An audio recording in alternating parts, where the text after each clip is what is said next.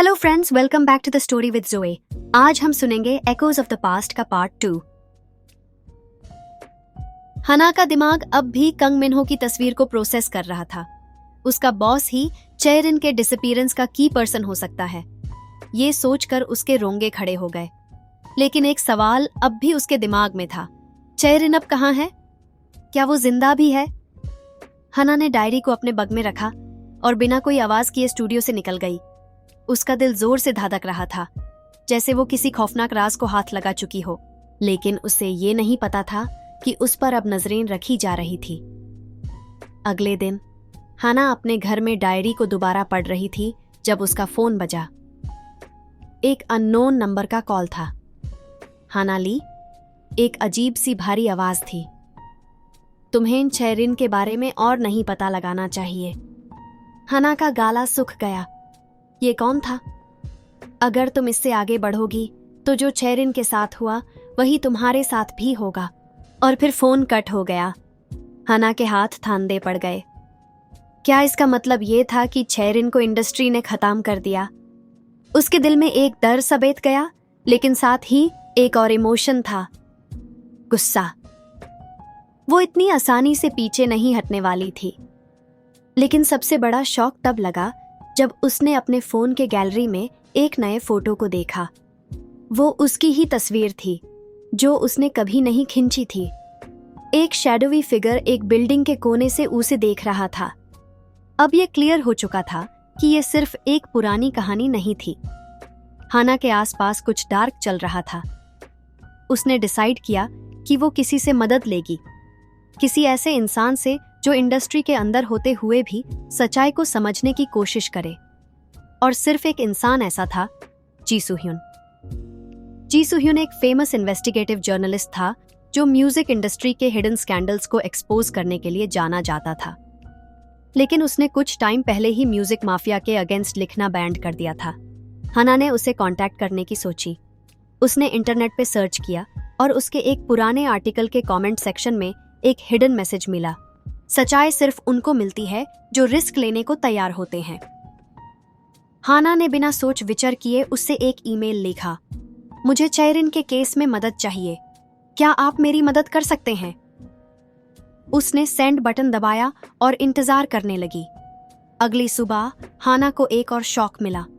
जब वो golden tune records पहुंची तो उसका ऑफिस लॉक था। रिसेप्शनिस्ट ने उसे बताया कि उसका एक्सेस टेम्परेरीली रिवोक कर दिया गया है। क्या? लेकिन क्यों? हाना ने पूछा। मुझे नहीं पता, रिसेप्शनिस्ट बोली, लेकिन बॉस ने कहा कि तुम कुछ दिन ब्रेक पे हो। हाना का दिमाग घूम गया। ये सब तभी हुआ जब उसने चेरिन के बारे में तलाश शुरू की थी। उसने तुरंत कंग मिनहो के ऑफिस का रुख किया, लेकिन वहां पहुंचते ही उसकी हालत और भी खराब हो गई। कंग मिनहो उसका लैपटॉप देख रहा था जो उसके डेस्क पे छोड़ा गया था। हना, मिनहो ने धीरे से कहा, तुम्हें किसी चीज की तलाश है? हना ने अपने इमोशंस को कंट्रोल किया। नहीं सर, बस थोड़ा रेस्ट लेने का प्लान कर रही थी। मिनहो ने उसकी तरफ देखा। उसकी आंखों में एक अजीब सी मुस्कुराहट थी, जैसे वो सब कुछ जानता हो। अच्छा है, उसने कहा, क्योंकि कभी कभी ज्यादा क्यूरियोसिटी बुरा अंजाम ला सकती है। हना की स्पाइन में एक ठंडी लहर सी दौड़ गई। उसने तुरंत वहां से निकालना जरूरी समझा। जब वो बाहर आए, उसके फोन पे एक न्यू ईमेल नोटिफिकेशन था। ये जी सू-hyun का रिप्लाई था, मुझे तुम्हारी ईमेल मिल गई है। अगर तुम्हें सच्चाई चाहिए तो रात के 11 बजे हन रिवर ब्रिज के पास मिलो। कोई और नहीं आना चाहिए। हना का दिल तेज धड़कने लगा। अब वो सच के और करीब थी, लेकिन उस नहीं पता था कि उस पे हर कदम पे नजर रखी जा रही थी। हना ने अपनी जैकेट टाइट की और हन रिवर ब्रिज की तरफ बढ़ने लगी। रात का वक्त था, ठंडी हवा चल रही थी और उसके अंदर एक अजीब सी बेचैनी थी। क्या जी सू-hyun उसकी मदद करेगा या ये किसी नए खतरे की शुरुआत है? उसके दिमाग में कंग मिनहो की बातें घूम रही थी। ज्यादा क्यूरियोसिटी बुरा अंजाम ला सकती है। हाना जानती थी कि वो अब एक ऐसे रास्ते पे चल रही थी जिसमें सिर्फ सच्चाई नहीं बल्कि खतरे भी थे। हन रिवर ब्रिज एक सन्नाटा भरी जगह लग रही थी। कहीं कहीं स्ट्रीट लाइट्स जल रही थी, लेकिन ज्यादा जगह अंधेरा था। हाना एक कॉर्नर में खड़ी हो गई, अपनी सराउंडिंग्स ऑब्जर्व करते हुए। कुछ देर बाद एक आदमी ब्लैक हुडी और कैप पहने उसके पास आया। तुम हाना हो? उसने धीरे से पूछा। हाना ने हाँ में सर हिला दिया। मुझे लगा तुम मुझे धुंधोगी, जी सूह्युन ने कहा। चेरिन का नाम इंडस्ट्री में अब कोई नहीं लेता। तुम्हें कैसे मिला? हाना ने उसे सब कुछ बताया, कैसेट टेप, डायरी, हारमोनिया स्टूडियो और कंग मिन्हो का उस जगह होना। सूह्युन उसकी बातें ध्यान से सुन रहा था। जब हाना रुक गई तो उसने एक लंबी सांस ली और कहा, तुम जो भी कर रही हो वो बहुत डेंजरस है। ये सिर्फ एक लॉस्ट सिंगर की कहानी नहीं है, ये इंडस्ट्री के सबसे बड़े ब्लैक होल का पार्ट है। हाना कंफ्यूज हो गई। Black hole? सूह्युन ने आसपास देखा, जैसे कंफर्म कर रहा हो कि कोई सुन नहीं रहा। फिर उसने धीरे से कहा, प्रोजेक्ट नाइटिंगेल एक सीक्रेट प्रोग्राम था जिसमें नए और टैलेंटेड सिंगर्स को ग्रूमिंग के बहाने कॉन्ट्रैक्ट साइन करवाए जाते थे। लेकिन सच ये था कि उनका टैलेंट इंडस्ट्री के बड़े आइडल्स को दिया जाता था। उनके सॉन्ग्स, उनके वॉइसेस, उनका म्यूजिक, सब कुछ चुरा लिया जाता था। हाना के पैरों तले जमीन खिसक गई। तो ये सब एक प्लान्ड क्राइम था? और अगर कोई रिबेल करने की कोशिश करता? हाना ने पूछा। सोह्युन की आवाज और धीमी हो गई। तो या तो उनका करियर ब्लैकलिस्ट कर दिया जाता था या वो इंडस्ट्री से ही गायब हो जाते थे। हाना की रीढ़ तेजी से धड़कने लगी। और चेरिन? सूह्युन ने एक पेपर निकाला जो एक पुराने न्यूज आर्टिकल का स्क्रीनशॉट था। प्रॉमिसिंग सिंगर चाइरिंग met with an accident, body never found. Hannah का दिमाग ब्लैंक हो गया। क्या चाइरिन को इंडस्ट्री ने मार दिया? सूह्युन ने हाना को एक यूएसबी दी।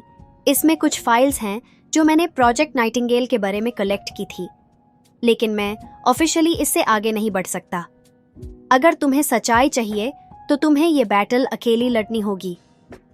हाना ने यूएसबी ली और उससे देखने लगी। ये फाइल्स उसके लिए बहुत वैल्यूबल हो सकती थी। लेकिन फिर एक अजीब चीज हुई। सूह्युन ने हेस्टिली अपना फोन देखा और उसका चेहरा ज्यादा टेंस हो गया।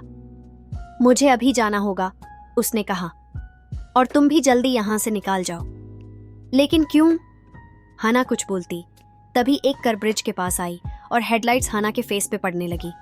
सूह्युन बिना कुछ कहे तेजी से वहां से निकाल गया। हाना ने देखा कि कार के अंदर एक आदमी बैठा था जो कंग मिन्हो का असिस्टेंट था। हाना का दिमाग घूम गया। क्या कंग मिन्हो उसकी हर मूव ट्रैक कर रहा था? हाना बिना टाइम वेस्ट किए ऑपोजिट डायरेक्शन में भाग गई। उसका दिल जोर जोर से धड़क रहा था। ये सब सिर्फ एक म्यूजिक मिस्ट्री नहीं, बल्कि एक डेडली गेम बन चुका था। हाना अपने अपार्टमेंट पहुंची और यूएसबी को लैपटॉप में लगाया। अंदर कई सीक्रेट फाइल्स थी, इंडस्ट्री के टॉप प्रोड्यूसर्स और मैनेजर्स के कॉन्ट्रैक्ट्स, एनोनिमस ईमेल्स और एक फोल्डर जो सिर्फ एक नाम से सेव किया गया था, द लास्ट रिकॉर्डिंग। हाना ने क्यूरियोसिटी में फाइल ओपन की। एक ऑडियो क्लिप प्ले हुई। अगर कोई ये रिकॉर्डिंग सुन रहा है, इसका मतलब है कि मैं सच बोलने के वजह से एक टारगेट बन चुकी हूं। ये चेरिन की आवाज थी। हाना शॉक में स्क्रीन को घूर रही थी। क्या ये उसका लास्ट मैसेज था? मेरे सॉन्ग्स चुरा लिए गए। मैंने रेजिस्टेंस करने की कोशिश की, लेकिन अब वो मुझे साइलेंस करने वाले हैं। अगर मैं गायब हो जाऊं तो समझना कि ये उन्हीं का काम है जो इंडस्ट्री को कंट्रोल करते हैं। हाना का हाथ कांपने लगा। ये प्रूफ था कि चाइरिन के साथ कुछ गलत हुआ था। लेकिन जैसे ही उसने और फाइल्स एक्सप्लोर करनी चाही, उसका लैपटॉप स्क्रीन ब्लैक हो गया और एक पॉपअप मैसेज आया, stop digging Hannah, this is your last warning. Hannah की सांसें थम गई। उसके लैपटॉप को हैक किया गया था। वो डेंजर में थी। To be continued. अगले पार्ट में हाना को एक और शॉकिंग ट्रूथ मिलेगा। क्या चाइरिन अब भी जिंदा है या ये सिर्फ एक और धोखा है?